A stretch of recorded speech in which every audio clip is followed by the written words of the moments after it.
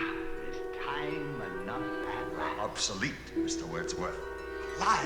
No man is obsolete. It's a cookbook.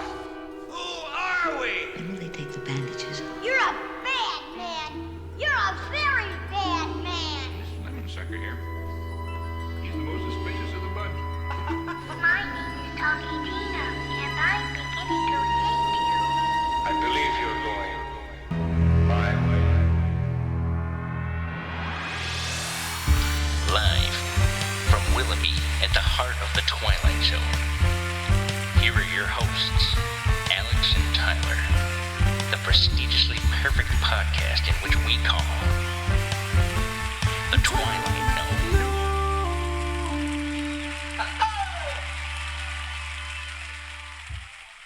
Happy Thanksgiving, pilgrims. The first thing you buy in a supermarket. Turkey. A food often stuffed. Turkey. You jive turkey. You stuffed her like a Thanksgiving turkey.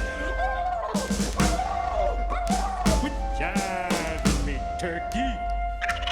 Happy Thanksgiving from the Twilight Zone.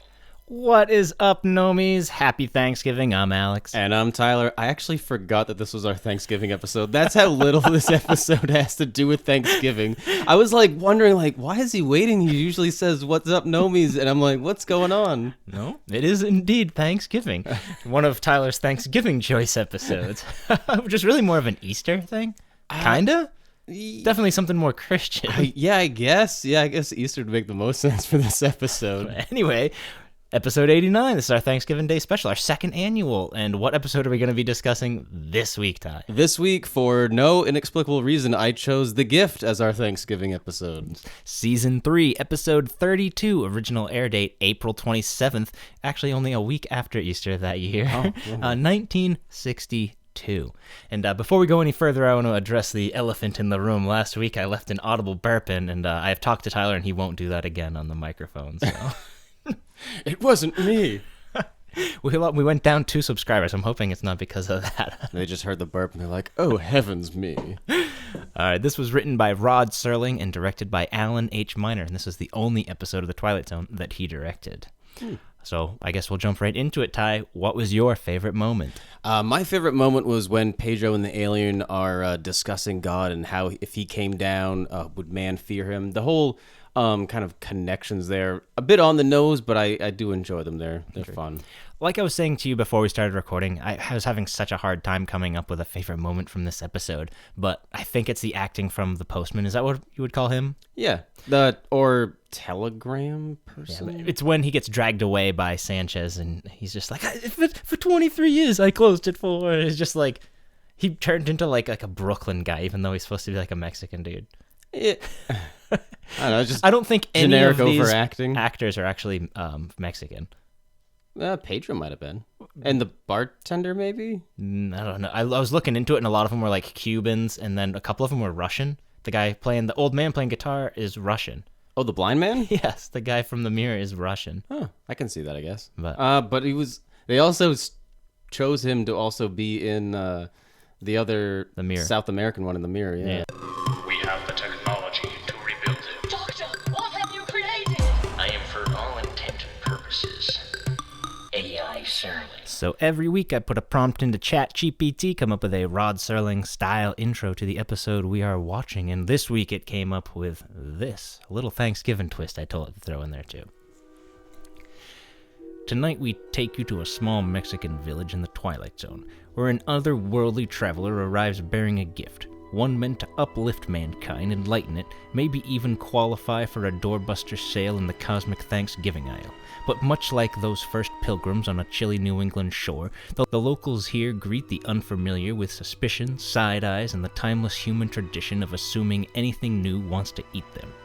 It is, in a sense, a second Thanksgiving, only instead of sharing corn and stories of survival, our visitor offers knowledge and peace, and instead of responding with gratitude or even a polite no thank you, humanity reverts to its old holiday habit, being deeply, profoundly wary of strangers bearing gifts, especially when those strangers don't arrive in a boat, but in something without sails, windows, or an instruction manual.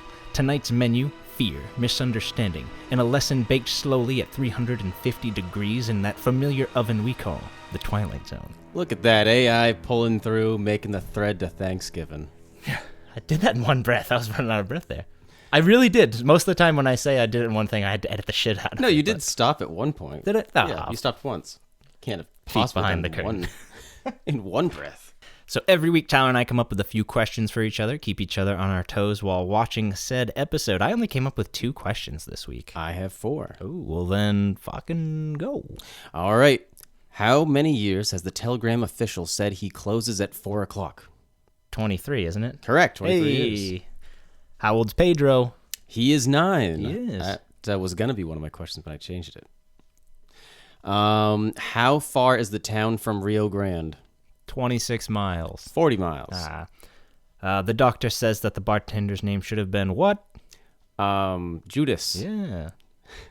Judas. I brought you Frankincense and I brought you murder. The vine? Remember that vine? No. I'll have to show you that vine later. How late did the doctor say they got the alien? 3 hours. Correct. I remember I almost made that mine, but that it? That's it. Oh, I have one more. I thought you had one more. No. My last one. What poet does the alien name? It's one I've never heard of. I'd say it's a It's not Frost, is it? No. I don't know. Robert Burns. I don't know. I know the Of Mice and Men poem, obviously, but yeah. I didn't know. I couldn't have told you who it was. All right, we'll jump right into the plot of this one. We open on a really cool shot of, like, you can tell it's a set, just like the grave. Oh, obviously, as I said, there's 2 fake crows that it's cool. don't move.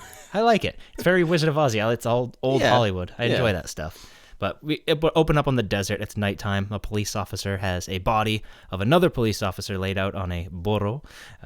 He's bringing him back to the town. Everybody's like, oh no, what happened? He walks into the bar. He gets the postman, and the postman has his little, what are you, I'm trying to get laid over here. Look at me macking up this chick.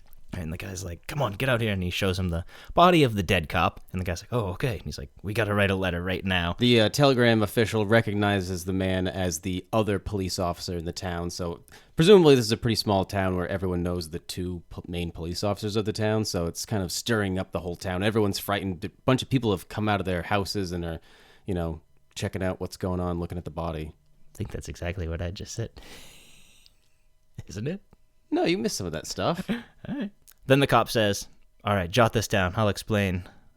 Last night, my partner and I was thinking he must have said last night knowing that the letter was going to be, he was going to be reading it tomorrow night. I took it to mean it took them a whole day to travel through the desert on the donkey, or the burro, as you say. It was weird that he said last night. It is weird that he said last night, because clearly this man... I'm think it's because of like what I said. I think he assumes like obviously he's not going to be reading it today. So even if he gets it in the morning, it'll be last night. Unless this is the wee hours of the morning, so they're saying last night as in, like if it's the morning, last night would have been 12 hours ago or so? No, because I don't think so, because when we're getting ahead of ourselves, but later when the stranger comes in, he's in that bed for a couple hours, and it's still nighttime. Yeah, that's true.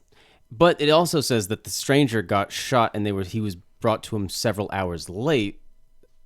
So it may be, I think it probably was the other night that all this happened, and I don't know. Yeah, the timeline is kind of a little wonky here. I guess that's neither once you here start nor to pull there. the threads on it. Right?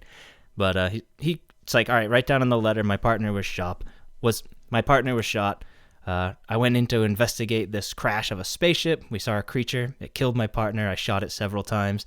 And then we get our Rod intro. And this is a good way to sort of like set up a lot of what's going on in the backstory to it without it seeming clunky, because, interesting way just to have it all told to the telegraph operator. The place is Mexico, just across the Texas border. A mountain village held back in time by its remoteness, and suddenly intruded upon by the 20th century. And this is Pedro, 9 years old. A lonely, rootless little boy who will soon make the acquaintance of a traveler from a distant place. We are at present 40 miles from the Rio Grande, but any place and all places can be the Twilight Zone.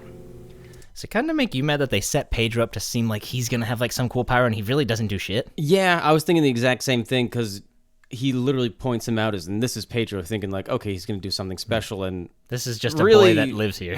Yeah, his only special ability is that he's a weird kid and he becomes quote unquote friends with the alien, which this also bothered me too, where Pedro kept saying, oh, this is my friend. Like, you literally just met him like an hour ago. You don't know who this man is. And he's a weird alien. Little kids say that. I mean, I guess he's kind of old enough to know that, but...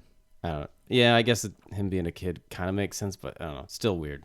The doctor looks at the body and asks the other cop, who did it? And Sanchez, the other cop, says, well, the only living cop, says, I don't know, it was this giant thing. I called the army. They're coming.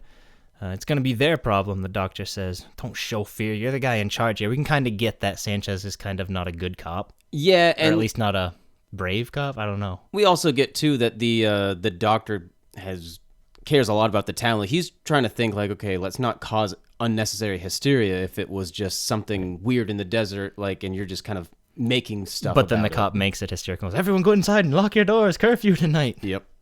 The cop goes into the bar. The little kid comes out. The bartender says, hey there, stargazer. You spend more time out there than you do cleaning and stuff. And the whole situation, he kind of explains on, like, who this little kid is, but, like, the bartender's like, I don't know, I barely know him. He lives here. Did you get that? That was so weird. I didn't think it was weird. I think it makes sense. It's implied that, like, this is just a street urchin that wandered in one day. The guy gave him a job, but it's supposed to show that the bartender is uncaring. Like, he doesn't see Pedro as family or as, like, his child. He literally just sees him as an employee. He gives him room and board, presumably, for his services, but I think it's just more to show that the bartender's kind of an ass, which we get more of later. Right. And then they keep kind of going on about how this little kid's weird. He's always staring at the stars. He kind of has, like, the mind of an old man. This old blind man in the background's been listening on this whole conversation for a while, and he kind of pops up and says this. What is there to delight him? His poverty? Why should he smile? Perhaps, Manolo, perhaps on some occasion, some festive occasion, instead of handing him a broom or a tray, extend him a hand. Shall I see you home, Ignacio? No, thank you, Pedro. With me, darkness is a friend, but you stay inside. I like that Bane moment. You think darkness is your ally? I was just like, hello, darkness, my old friend.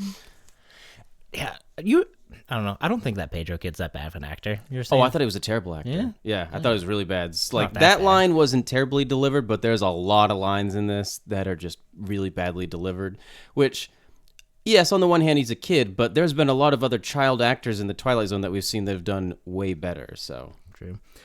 The bartender says, I'm locking up now. And the doctor's like, all right, let's get out of here. They're about to leave when a stranger walks towards the bar. They kind of look start. I don't know what they're just like. Argh. Yeah. Why are they afraid? I think it's because they just realized that someone killed their sheriff, and in comes a stranger who's kind of stumbling. It seems like he's kind of might have been injured too. So, with two weird instances happening, I think on its own it wouldn't have been scary, but with the knowledge of, oh, someone just died because they were shot, I think they're kind of piecing the two together. The stranger's just like, can I come in and have some wine? I just need some wine, and then I'll leave. I think I'm hurt. The little kid Pedro's like, all right, I'll get you some wine. Bartender tries to hand it over, and he sits it really poorly on the table to the point where it falls, but it doesn't break. But it's like the script asked for that to happen.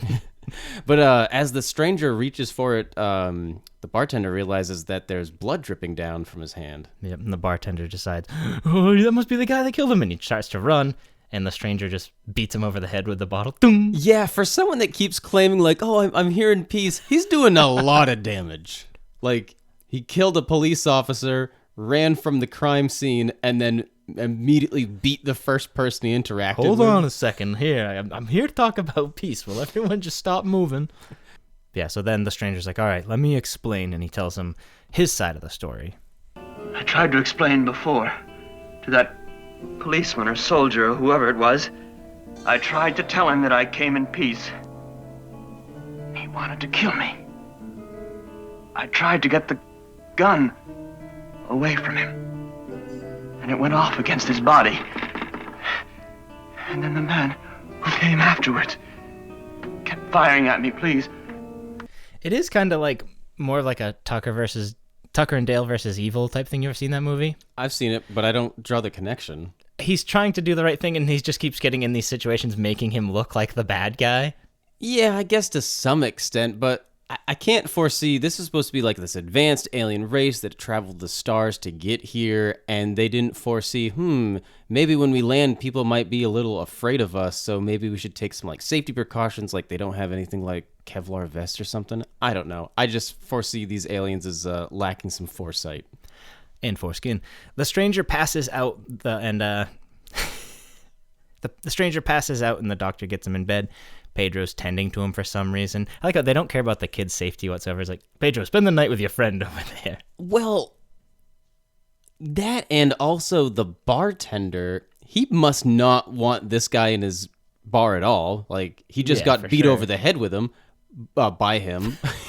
He got beat over the head by him, but like when he comes to and the doctor has brought this alien into his back area. I think that's Pedro's room, isn't it? Yeah, which is the back part of the bar. Yeah. But like the bartender doesn't speak up and say, hey, I don't want this alien who literally just moments ago beat me over the head unconscious. I don't want him in my bar. I don't care if he's bleeding out. Like, get him the fuck out of here. Right.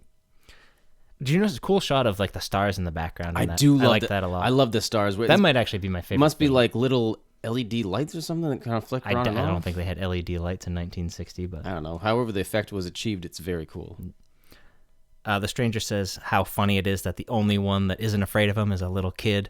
He's like, go over to my poncho there, Pedro. There's a gift in the pocket. Put it away. I'll tell you later. It's a butt plug. The doctor comes in. Doctor says, your vitals actually sound really good. Too good. Yeah, Pedro, bring me that lamp.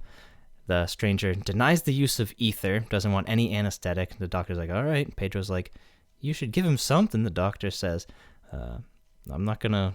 If that's what the man wants, that's what he gets. And to each their own. Yep, and he gets the bullets out of him. Next shot, the doctor comes back into the bar. Pedro says, you guys didn't even make a sound or a flinch. You guys didn't make it a sound. Why would the doctor be making sounds? Oh, the stranger did not make a... bullets out of you. The doctor... Yes. Damn it.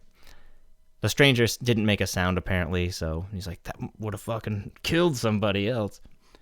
Yeah, he drops the 2 bullets that he... extracted from his body onto the bar, and then says like, yeah, he didn't make a sound, which is weird. His heart rate and pulse were all completely fine the entire time I was doing this. Like, clearly just pointing out signs that this is clearly not a normal human or not a human at all. It seems to definitely be an alien. Yeah, and this is when Pedro says, we must have just got to him just in time, and that's when the doctor says, that's actually the thing. We got to him like 3 hours too late. This man should be dead right now. And then he's like, even though this guy's kind of a weird zombie thing, Pedro, stay here and look after your friend. And the doctor says to the bartender, when I was in there, I heard the door unlock while I was in there. What happened? The bartender says, I told the sheriff they're not going to have to look for that stranger. And then I'll play some of this because the doctor condemns the bartender's behavior, which, again... again, weird and a little foolish. Like, I think the bartender was completely in the right here. I went out to tell Sanchez that when the army came, they would not have to go walking through the hills at night. They would only have to come here to find what they want. At your baptism, they forgot to give you a proper name. What would that be, Doctor? That would be Judas, Manolo. Yeah, bartender was completely in the right here. Like, the man admits to having killed a police officer, and then he knows that he just got beat by this man in his own bar, like, to the point of unconsciousness. Like, he has every right to alert the authorities that this man is in his bar right now. Next shot, Pedro goes to check on the stranger. The stranger then has a lot of Rod Serling dialogue, bringing up poems and of mice and men. Do you know this, Pedro? No, I'm 9. I don't fucking know this. This is also... Is this supposed to be present day, you think? Present day for them. Yeah, you think it is? Yeah. It's not supposed to be like 1800s or some shit? No, I think it's supposed to be like 1962, but in Mexico in a small village. Right. And then this is when the stranger's like, I feel bad because I've come here to give and all I've done is taken. I've taken your bed and all this. And he says, the only person that I've met that isn't afraid of the dark is a child. Pedro says, because we're both strange. We're different. And he's like, you come from the stars? And you remember what he says? He says, I come from beyond the stars. Ooh. Is that implying that he's from another dimension then? Another universe? I don't know. There's an odd thing to say. I noticed when he said that, I was like, that's a peculiar thing to say. I was trying to comprehend of what beyond the stars was. Yeah, I mean, it's a cool saying. It makes you sound cool in the moment, but when you start to dissect it, you're like, huh, you kind of don't mean anything, do you? It's at this point that the stranger and Pedro starting to have their like little philosophical kind of talk about God and how if God came down to Earth, he'd sort of be treated in a very similar way to how the aliens been treated here, and about how kind of like fear kind of consumes people first, and very, very biblical, a lot of allusion to Jesus in for this. sure. It's at this point that the stranger says, I gotta get into my ship, Pedro. I gotta repair it and try and get out of here. Next shot, the army men arrive at the bar. They're like, where's the fugitive? The cop who brought him in, Sanchez, is there, all proud of himself. Yeah, that was me. I did that. Bartender comes out all happy. He kind of wants to get his credit too. Like, I'm the one who called. And then the doctor comes around too, and he's like, well, hold on now here, army people. That guy can't be moved. He's in very critical condition. I just took 2 bullets out of him. He's like, he's my patient. And the captain's like, well, I'm here to get a fugitive, not a patient. So they go into the room. And of course, the stranger's gone. Nowhere to be seen. They all go looking for him. And the original cop, Sanchez, there finds him in the alleyway. Oh, he's over here. He's over here. The whole town and the army is kind of just like gathers up on him. Yeah, they kind of literally quite literally put him into a corner here. And then it's at this point where they're kind of like, they're just telling him, put your hands up and we're going to arrest you. Like, he could have just done that instead of... He kind of did. I mean, he puts his hands up and he like kind of starts walking towards them. Like and then it's when Pedro comes out. I think Pedro kind of made it worse because he comes out and they're like, oh, and he's like, show him the gift, show him the gift. And then once he shows them the gift, they are like, oh, it's probably devil's work. And Black they magic. Immediately open it up and burn it before even knowing what it is. And then Pedro starts to walk a little bit closer, presumably trying to rescue the gift. Yeah, and one of the women in the crowd is just like, he's going to hurt the child. A couple people are actually saying this, which doesn't make any sense because there's a big gap in space between him and the child. And clearly it's Pedro walking towards him, not the other way around. So, like, Pedro's clearly not in any danger. I get that the whole point is like hysteria and like how people will kind of mob mentality, but I feel like from a directorial standpoint, there should have been, I don't know, maybe framed the angles different or something to make it seem like Pedro was in imminent danger, because otherwise it makes the army shooting at him just completely out of left field. Right. So the soldier shoots the stranger and kills him. The doctor rushes out to the book and he puts the fire out. The captain of the army says, all right, everybody, get out of here. Nothing to see here. The doctor's reading, and he looks very disappointed. And then the captain comes over to the doctor, and he's like, what did it say? What was it, Doctor? Black magic. Something from Satan. Read it. Greetings to the people of Earth. We come as friends and in peace. We bring you this gift. The following chemical formula is a vaccine. It's a vaccine against all forms of cancer. And then he's just like, we've not just killed a man, but we've killed a dream. And even the captain guy kind of looks like, oh no. Yeah, like, oh shit. And then it's at this point that we get taken out by Rod. Madero, Mexico. The present. The subject, fear. The cure, a little more faith. An RX off a shelf in the Twilight Zone. Not gonna lie, I didn't notice that those birds were fake both times I watched. Really? I don't know. And that's our episode. What did you learn, Ty? I learned when you're a guest, be sure to always bring a gift. All right, we'll jump right into ratings. IMDb currently has this at a 6.6 out of 10. I think you like this one a little bit more than I did. Yeah, I think I definitely did. I'm going to give this a 6. It's pretty decent episode. The message is kind of all over the place, and like it just doesn't feel like a complete story. The ending is really cool, the whole twist thing, but I don't know, I think it relies on that. It's like, what if you like shot somebody or you burned something and it turned out that it was actually a really good gift, and they're like, yeah, that's a good idea. We should throw like a little Mexican boy in there. Like, it just, I don't understand. Yeah. They should have made Pedro have like superpowers or like something. They set him up like this is going to be really cool. Like, No, I it's don't a think. good life. I don't think they needed Pedro to have superpowers or Not anything. super, but you know what I'm saying? Just be like think- a little different. Yeah, I don't know. I'm going to give this episode an 8. I think the message was very good and very clear. I love the setting and the music. Just the whole vibe of this episode is really cool. I really do love wish it. that there was more like in Mexico thing. That whole atmosphere is really cool. Yeah, it definitely brings the vibe, and it feels very Twilight Zone-y. Acting wise, though, a little poor, and some characters' actions are a little questionable. But I mean, besides from that, the overall story and the bones are really good there. I think if you just tweaked a few things, you could have a really, really good episode. But just a few small tweaks there. Overall, I still think this is quite a good episode. Who are they? Where are they? What are they? Let's find out together in the Twilight Gnome presents Inside the Twilight Zone. All right, so this week we have Jeffrey Horn. He played the alien, which is apparently his name was Williams, which the little kid Pedro only says like at the end. He's like, Mr. Williams, before he's about to get shot. Oh. Did you notice that? I thought he said Williams, though. So wouldn't that be his last name? Yeah, he said Mr. Williams. Oh, I think he said his name was William. And I'm Well, like, that's what they have him under on IMDb. so his name is William Williams?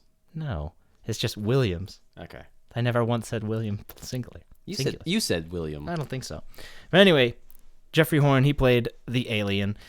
He was born in 1933, and he's still alive. And Wow. I'll tell you what his last credit was. His last credit was in 1999, but he's something still I would alive. know? Oh, for sure. He was only in 42 things, mostly TV from the mid-50s to the 70s. He almost got the lead in Ben-Hur, but Charlton Heston got it instead. But his last credit in 1999 was in an Adam Sandler movie. What movie? Okay, 1999. Is he the old man from Big Daddy? Sid? Is that the man with the old balls? We call him testicles, buddy. Oh, wait. I was thinking the other old man. Oh, I thought you were banging my old lady. I am. So he's that guy. Yeah. I was thinking the old man that sits at the bar and like gives him shit. Woman? Yeah, because No. wouldn't he have been a lot older? No, he plays Sid. Okay. I'm sorry, I was freaking out there. I'm Sonny. Sid. Hey, Sid, I had an attack of paranoia. I thought you were sleeping with my girl. I am. What's that? I am. Sonny, that's what I was trying to tell you before. I found someone. You just made the biggest mistake of your life, baby. I know you're gonna be missing me when you got that big, white, wrinkly body on top of you with his loose skin and old balls. Gross. Then we have Nico Minardos. He played the Doctor. He was in TV from the 50s to the mid-80s. He was in one episode of A-Team, one episode of Perry Mason, and he had an uncredited role in the Ten Commandments. Then we have Vladimir Suklov. He was the guitarist. He was in 3 Twilight Zones. He was in this. He was in The Mirror as the father, or the reverend, or whatever. Priest. And he was in the episode Dust, which we still have yet to do. Like I had mentioned earlier, this aired a week after Easter, and it's very obviously a Jesus allegory. Rod wrote the story as a potential pilot years earlier, but obviously ended up going with Where Is Everybody, which I think was a much better pilot. Yeah, I think that's a better choice for a pilot, but... In total, this episode cost $58,436. The director received $1,370, so an extra like $120 for some reason than usual. And the cast received $8,185. What'd you say to me, Mike? What's in the name, Mr. Benedict, really? It's a mere question of semantics. Just language. A mere stretch of words. So every week, Tyler and I come up with a few alternative titles to the episodes we are watching, and you guys can do so as well if you want to leave us a comment. I have 4 this week. I have 5. All right, I'll go first. Desert Debacle. The Deadly Donation Debacle. Hey, I was trying to find some sort of D word, and I could not do it. You got desert. That's close enough. You want to go? You have one more than me. All right. I have To Come in Peace. Giggity. I have Faith in Strangers. I have Stranger in a Strange Land. I have He Came in Peace. I have Burnt Benefaction. I have The Folly of Man. And I think my best one, Shattered Salvation. Very good. Switcheroos. I have like 6 of them. I also have 6. Perchance to Dream. Nope. The Fear. Yep, I got that. Judgment Night. No. What's in the Box? Nope. The Arrival. The Fugitive. Yep, I got that. Valley of the Shadow.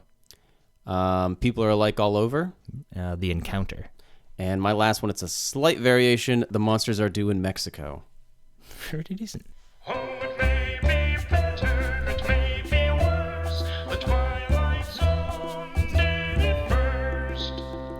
All right, so not a whole lot of pickings for references this week. Definitely no direct ones, but a few that are spiritual predecessors or spiritual precessors.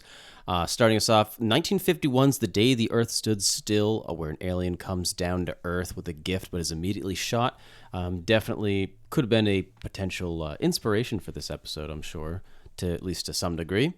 And then you also got 1982's E.T., and then just Superman in general, the whole story about an alien coming down that's benevolent with gifts that is kind of persecuted to some extent.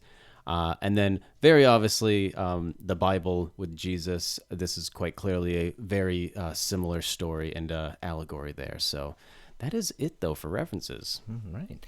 Well, every week Tyler picks the episodes, and he does so by showing me an AI-generated picture. I play a little game where I have to guess what it is, and I believe next week will be our first December episode. Yes.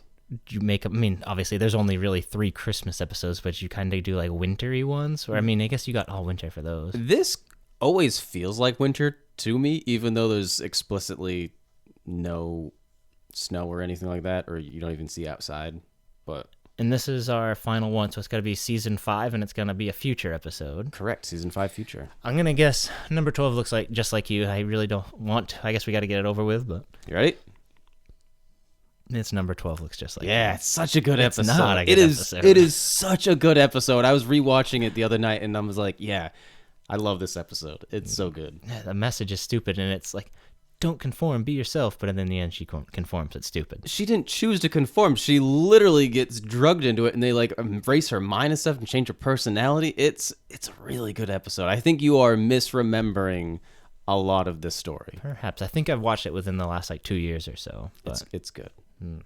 Maybe. Well, either way, it's going to be an awesome episode of our Twilight Gnome podcast. Just a little bit of housekeeping here. If you guys could please continue to like and subscribe, it would mean the world to us. We'd really like to get to 300 before the end of the year. That's our big goal, and we can't do it without the love and support of you guys. And if you're listening to this on Spotify by any chance, please take the 2 seconds and give us a 5-star review, because why? We are a 5-star show. And if you need to get a hold of us for any other reason, you can email us at twilightgnome59@gmail.com. Still empty in there, so send something. Yeah. We'll write back.